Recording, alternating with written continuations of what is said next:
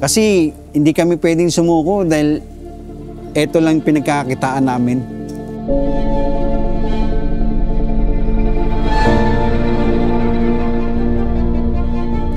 Kaya kailangan talaga naming gawin yung dapat namin gawin dito para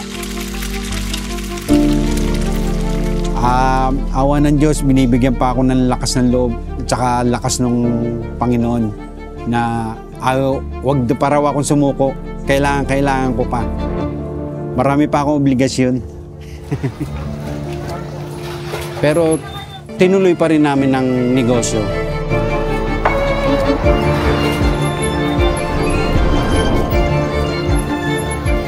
Binigyan naman niya ako ng gabay na tinulungan niya ako na ituloy ko to at ngayon nag-click po. Nagtagumpay naman po ako.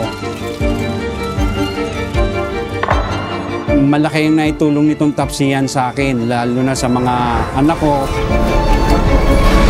Panoorin niyo po ang kwento ng Pengski Tapsihan sa Baclaran dito sa Tikim TV YouTube. For more inspiring food stories, please subscribe to Tikim TV YouTube channel.